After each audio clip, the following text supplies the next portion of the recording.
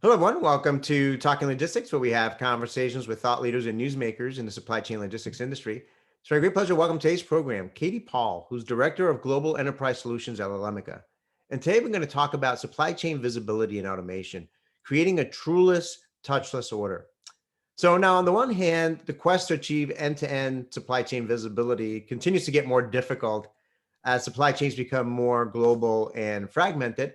But on the other hand, advancements in technology are making it easier for companies to overcome these challenges and to automate their processes. So, what hurdles still remain for companies to overcome? Why is changing the status quo important? How can technology help? And what are some of the key benefits of undergoing a digital transformation? Well, those are some of the key questions we're going to address in today's episode. And it's great to have Katie with us to share her insights and advice on this topic. So, Katie, welcome to the program. Hey, everybody. Thank you very much for having me, Adrian.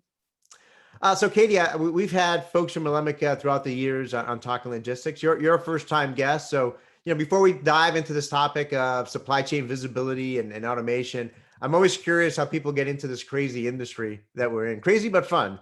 Why don't we start there? Just briefly tell us a little bit about your career path, how and why you got involved with supply chain logistics, and what your current role and responsibilities are there at Elemica.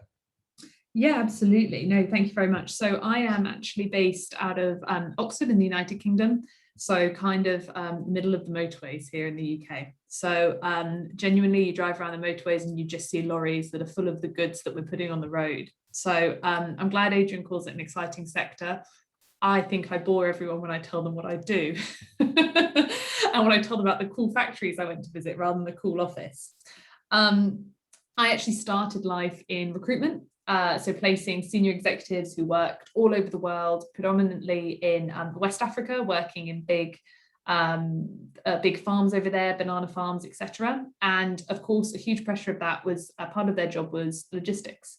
And one of the main reasons I started working in recruitment is I am trilingual, and I wanted to make sure that my languages became business fluent, which is a very different thing to school fluent or friend fluent. And so I was very lucky that I spent 2 years speaking and learning about different nationalities, but also different roles. And supply chain was something I love the idea of. I think there's parts of it, I'm a bit of a control freak. So it's nice to know that you're in control of the process. You put goods in, they arrive on time and full, day sales outstanding. Those are really cool metrics to me. But also the good data that you can use in a business. There is so much data out there that says a lot in theory, but it's kind of got to be put in the right place and used in the right way. And for me, yes, it's supply chain. So logically, I like the process of what we optimize, but there's also the technology part of it that is the future. And so that's how I ended up where I am today. And it just keeps getting more and more interesting, really. That's kind of what I do for our customers. So I'm very lucky. I'm very privileged to be in a role where I work very closely with our customer portfolio, our prospect portfolio, which is the leading blue chip organizations across the world, from Mondelez, Ferrero as delicious snacks, straight through to the bigger guys like BASF or Dow, who are giving the raw products, if you like, to these companies to manufacture. So we do right through in how I explain it is the manufacturing of the chocolate bar or the shower gel or the medicine. AstraZeneca is a customer of ours, taking all of that content and making it usable. And then you go right through business to business until the consumer is taking it off the supermarket shelf, until they are using it for us in the hospital, in the pharmacy, in the doctor's surgery. So it really is B2B for the consumer, but very much B2B focused. I have joined Elemica through their most recent acquisition, which was their purchase of a company called OnPrompt. Very similar to Elemica. We are what I would call a 20-year startup. We have grown and changed and moved with the marketplace, which again makes technology such a great place to be working, because as the requirements of supply chain changed, so could we. And I've been now part of that journey for about 6 years. So weathered the storm and keep coming back for more. Wow, that's great. I mean, I always love asking this question because it never ceases to amaze me, the different starting points that people have that ultimately get them into this industry. So I think you're the first to kind of started, the first guest I've ever had that started in that, executive placement, Yeah. role. Certainly being trilingual, supply chains becoming much more global. I mean, certainly that's an asset that's, incredibly important, and becoming more so, in today's supply chain arena. And I can just tell from your description, how passionate you are about, this, again, a crazy but exciting and interesting industry that you're in. And I would say, over the past year, because of the pandemic and all of the challenges, supply chain really became front page news. And Yes. I think the average person now is much more familiar with what supply chain means and its impact and role, in everyday lives, that I think is only good for the industry. The more people that understand, what supply chain does and the people that work in this industry do, I think is better for, for everyone. And, it's really a catalyst for future innovation and progress. And of Yeah, I course, haven't been able to say I told you so as much as I would have liked to. I haven't been quite that bold yet. I'll give it a few years, but I wish. There's lots of customers. I couldn't have predicted the last 14 months, but I did tell them to move more quickly. absolutely right. I think there was a rude awakening in 2020 Yeah, for a lot yeah, of it's a little too companies. soon. The wounds are a little too open at the moment. Exactly, exactly. But so again, along those lines, we talk, I've been an industry analyst now for over 22 years. I mean, we've certainly been talking about end-to-end supply chain visibility for a long time. Many companies still struggle with achieving end-to-end supply chain visibility, and a lot of them still depend on manual processes again, which was very painful last year when, they had to deal with the challenges due to the pandemic. So what are some of the key hurdles that companies still need to overcome to achieve that visibility and create a truly, touchless order, as you described previously, in terms of that whole end-to-end view? Yeah. I think that true touchless order is something that is the goalposts move all the time. If you think there's OCR, absolutely getting data off the page. That is probably what a lot of people would define as a touchless order. If you take everything off the PO and you push it through into whatever requirement you need, brilliant. However, I think what we miss when we talk about, is that a true touchless order? Because typically what's happening, have you actually validated if you've got the stock? Have you checked if the address is right? Have you checked they've used the right SKU? All of these things are still happening manually. And exactly like you're talking about, Adrian, here, of course, there's the COVID pandemic, which has put huge pressure on people, and typically customer services people sat very close together in a shared service center. You take a very contagious virus and God forbid one member of the team gets it, everybody gets it. Or you take a team who are very dependent on their setups, their IT setups, their phones, their everything, and you tell them to go and work remote. And they are customer service, they are people by definition. Those that's, yes, they're healthy working from home. Are they able to do their job? It's a very different job. They're not allowed to go and visit customers. They're not allowed to go and visit each other. So I think it's put a really big change in that structure. But another example in the last 12 months of something that totally unrelated to COVID was, of course, the block of the Suez Canal. That was a huge impact for many of our customers. There's nothing they can do. They cannot get the goods through. They can't. So you can take all the OCR that you like. You can lift all the data off the page. You have no goods. They have not got to the end place. So there's no point. You talk about there's nothing worse than overpromising and underdelivering. There's nothing you can do if your technology is lifting off the page and saying, yeah, Mr. Customer, that will be with you tomorrow. What will? Because we've got nothing in the warehouse. And that's when we talk about true touchless transactions, is everything from managing exceptions, of course, but also managing stock allocation, managing customers who maybe have day 1 for day 2 delivery compared to day 1 for day 5 delivery. How can technology can do all of that. The world is about working with consistent chaos. Technology can fix that gap. What it cannot fix, and which absolutely we have to free up super customer services people to work with, is inconsistent chaos. And that is really, really what I'm passionate about doing, is let people be good at what they're good at and let technology be good at what it's doing, and allow these people who want to be looking after customers, let them call them. Don't let them be going through pages of archives of SKU codes of, gosh, what was that number that time? And it's freeing up people to do what people can do and technology cannot. And so totally, really, a long story short, but that's really for me is the touchless transaction, is end to end, fully processed, delivered on time in full. That is what a touchless order. And the reason I flip in and out the word transaction is sometimes an order is more than just a purchase order. It is a proof of delivery. It is advanced shipping notification. It's a package. And it's making sure that that touchless order, you've got everything you need in your virtual folder, your virtual binder. And that's the journey that many customers are working on. This vision of what is happening rather than this what has happened. And they're using their data points to get there. But they typically have the data and they just don't have the governance. Yeah, and a lot of great, points there. I mean, I recall that famous article from Harvard Business Review from many years ago that I think the title was something like "Staple Yourself to a Purchase Order," and it really kind of highlight the fact that it goes beyond, just that, whether it's a paper purchase order back in the day or an electronic purchase order. There's a lot of transactions. There's a lot of other processes that go on, in that whole life cycle. And really having that visibility to that broader perspective, and also putting the data in the right context, is also important. So I think there's a lot of different touch points there.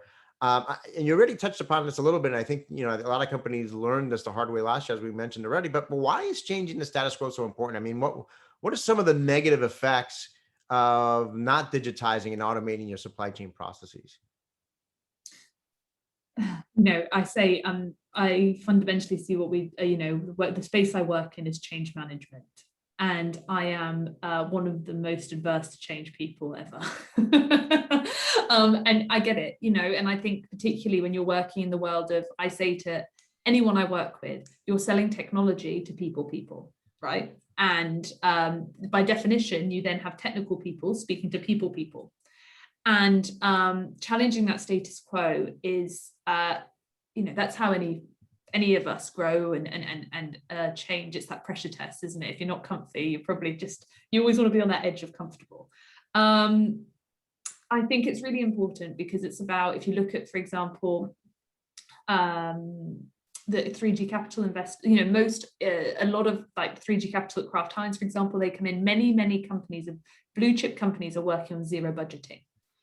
It's not do more with less, it's do nothing where possible, save that ROI, and that's particularly if you take the last 12 months where resource has been up and people have been unable to take breaks or been more able to be pushed, right? Because you go, oh, I'm working from home, I'm not commuting.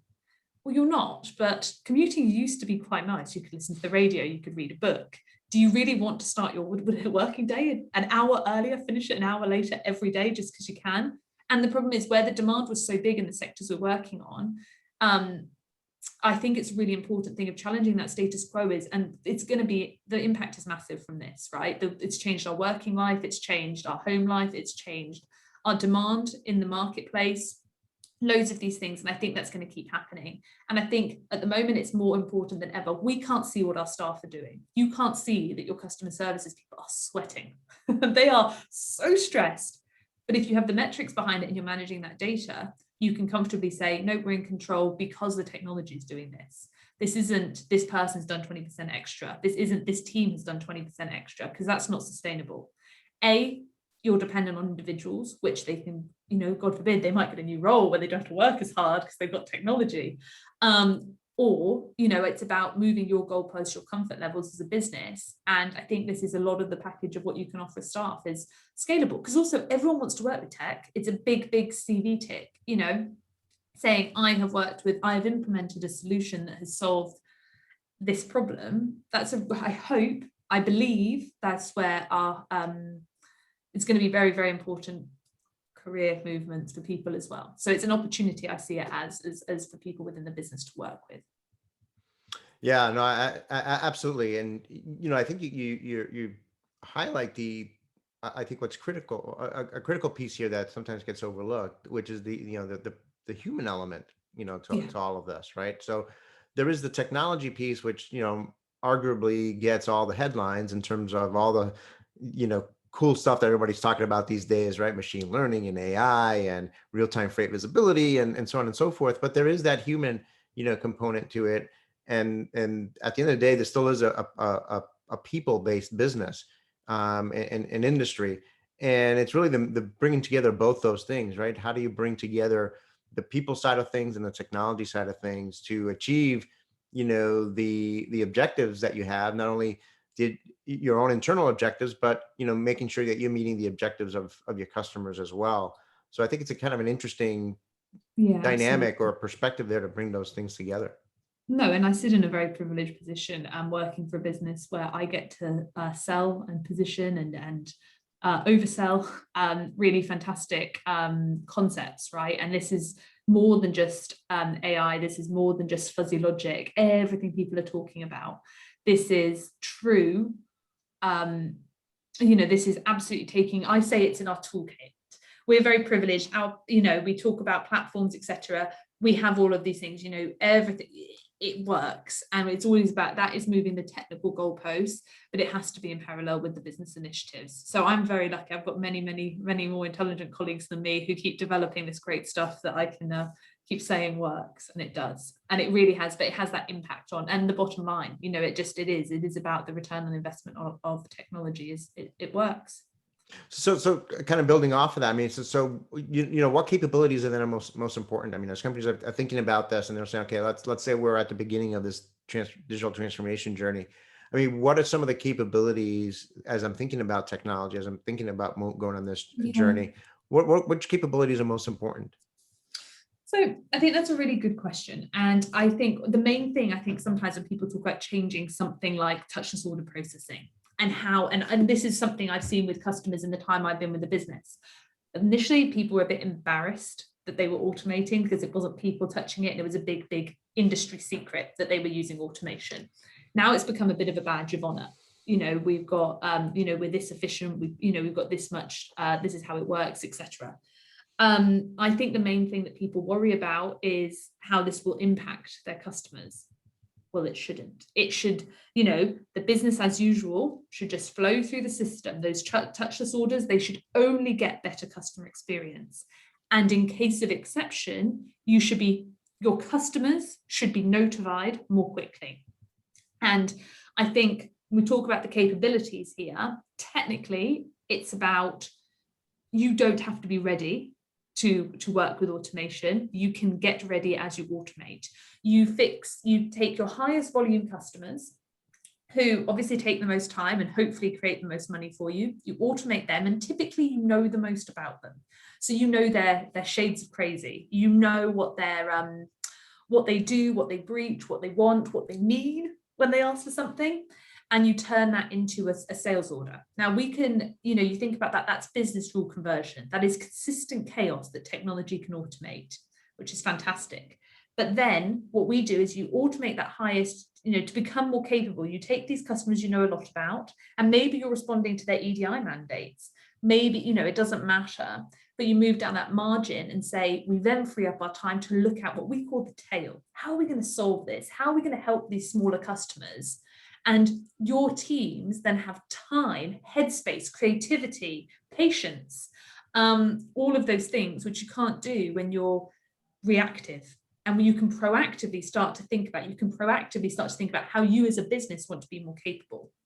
And this is where any kind of automation solution, it's very hard to sell, to position, because it is different for everybody. We want it to be different for everybody. However, we do have to lead a bit by example to help take people down the garden path and then let them wander and let them show you what they need based on the questions they ask. But we do have to go on this journey of saying your highest volume, your most needy, your most noisy, the ones you need and know the most, let them, that's easy. That's really black and white.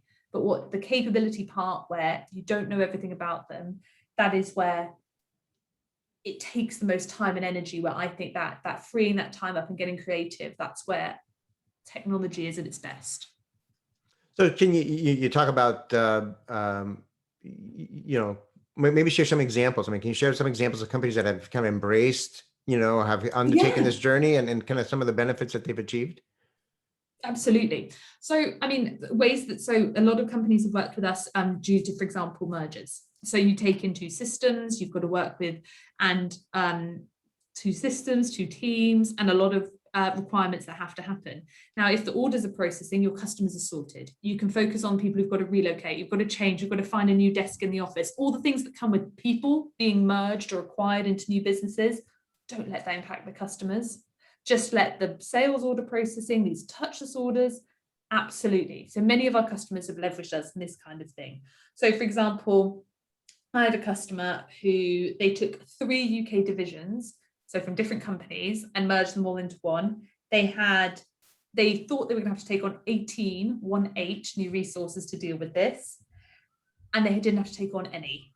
From using our platform, from focusing the team's energy on working with us, they could respond to things with 80% order automation, automating their top customers 100%, and working together to find solutions for the less automated one.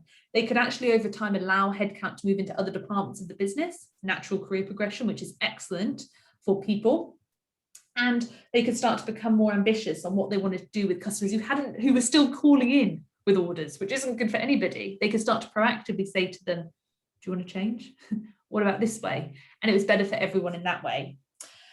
So that's one example of it. Another customer of mine is a very big chocolate company. So Godiva chocolate. They're not quick turnaround, but they used to, it is chocolate, so it's got to get to the store pretty quickly or it melts. But they were taking 4 days to process an order because everyone was asking for something different. Everyone wants a slightly different flavor, a slightly different color, a slightly different bow. And that was very, very time consuming for customer services to process. It's taking 4 days for them to process an order. Through working with us, it became 4 minutes. And then the customer services team could enter a lot more orders, and their day wasn't surrounded around looking at what went into a box or a mixed palette, or could they mix these colors or not? Oh, I must wait to hear from the warehouse if we can mix that. Technology has said, yeah, it could or couldn't. So, there's lots of different ways, and those are 2 examples of orders that we've allowed customers to do. But other examples, and I hope it's going to happen more and more, you take green initiatives. You take lorry loads that go to the forecourt of Walmart, Kroger, Carrefour, Tesco's of the world. Now you imagine wine is a very, very heavy product. So you take a very big lorry and you've got only half of it full with wine and a lot of empty space because otherwise the lorry's over its weight. Now you can fill that up with toilet paper, for example. And that's got a lot, that's huge and takes up a lot of space, but doesn't have a lot of weight. So you imagine you take a huge lorry that's going to sit on the forecourt at Walmart, instead of having the lorry that sits behind full of toilet paper and the lorry in front with wine, both at capacity and other shapes and forms of each other, merge them together. But of course, what comes with that, which turns people off, the pressure of what I would call consolidated orders. So you've got a toilet paper company and a wine company who then have to send Walmart one purchase order, because Walmart's saying, if you turn up together, we want to know what's coming on this day and time. So we can consolidate their 2 orders, consolidate their advanced shipping notification that goes to Walmart, all of which is giving them gold stars to Walmart, because Walmart are ticking their green initiative. Walmart know what's coming in, they're happy. But then what happens on the other side when Walmart sign off and say, actually, we didn't get all the toilet paper that we ordered. That doesn't impact the wine company because we've split out the proof of delivery. So the technology is then saying, oh, toilet paper company, your invoice is going to be wrong. Wine company, great, your invoice, issue it, go for it. And those are technology elements that they can use our platform for. Now, all of that is ticking that customer experience for their customer, being the Walmarts, the Krogers, the Carrefours, the Tesco's, any big guy in the world who's telling you what you have to do and ordering in high volume and has a huge forecourt where your big lorries can go to. But equally, it's hitting that technical, it's not putting more pressure on you. So ironically, you try and do something good and it costs you time and money. That doesn't happen with it. So that's another kind of use case that our customers have worked with us on to give good customer experience and also just make a difference, really.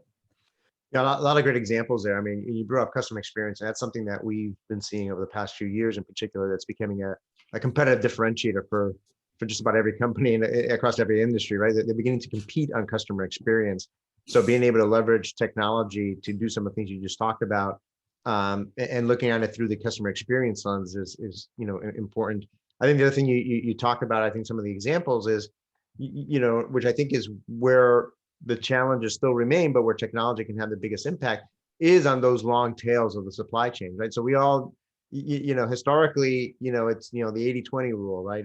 80% of your transactions come from 20% of your, trading partners.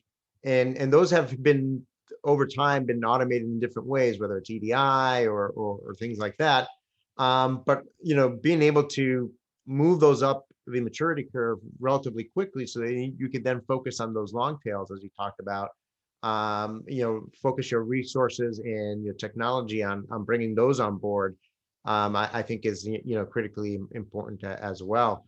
So Katie, as a way to wrap up then, I mean, how should companies get started? I mean, what are some important, success factors here? Honestly, so many people say we're not ready to automate. I hear that so often, and I respect that. People are busy. I say, like I said, I believe what working in this space is change management. This is about making people's lives easier. Unfortunately, sometimes to take a step forward, you have to take a few steps backwards. And that's how sometimes the teams feel. Now, we try not to, as much as we can, business as usual. And I think this is where whether you look at a tool or a managed service, this has to be a decision that businesses make based on their requirements. In order to get started, I think it's very simple. I think it's about taking where you are today, and like I said initially, you might look at your highest volume customers, or maybe customers who are asking you to trade in a certain way, or maybe your tail. And today we've talked a lot about orders. It might actually be that penalties or claims are the problem. I don't really, I couldn't speak for everybody on where they want to start their projects, but I can say 80% of our customers start in orders, because if you get the order right, you're more likely to have less problems down the road. Might not be the case. If that's the case, then it's really up to people how they would want to work. I say, come to us with a problem, and it's up to us to fix it around the technology on it. Now, that problem can be all sorts of things. It can be do more with less. It can be different ERP systems because of merger or acquisitions. It can be customer mandates that you're trying to respond to. It can be time pressures. All of these things we can do. But it's just a matter of how the companies want us to. So we try and be as agile as we can to each individual's requests. But like I said before, it really is a matter of as well, we work in this network. We work very ruthlessly focused in our sectors, so we can coach if we wanted to. And it's just a matter of picking and choosing where we can help and what people would want us to. So really, it is about everyone's individual journey, and we are happy to help identify the pain points and then starting with those and then giving people the creativity to find the next problem the whole way through. Great. Well, I mean, obviously, I think, as you said, I think the starting point is probably going to be different for every company, but there's got to be this commitment to, going back to, again, what you said earlier, this commitment to, change management, this commitment to change and improve, and really having this culture of continuous improvement. I think if you're a company that has this culture of continuous improvement, this is going to come naturally to you. You're always going to be looking to, identify where the bottlenecks are, identify where the inefficiencies are, and look for ways to, via people, processes, and technology, to improve along those lines. And I think that's the bottom line here. Katie, as always, we always manage to scratch the surface on these topics, but you provided some great insights and advice and ideas for companies on this topic. So again, thank you very much for making the time to be with us today. No, it's my pleasure. Thank you very much for having me. Great. I want to thank those of you that joined us today. If you've got a question or a comment for Katie and you want to ask her, you can post it either at the Elemica website or on the Talking Logistics website, and I'm sure that she'll be more than happy to respond via that medium. Again, thank you for joining us, and look forward to seeing you in a future episode of Talking Logistics. Have a great day.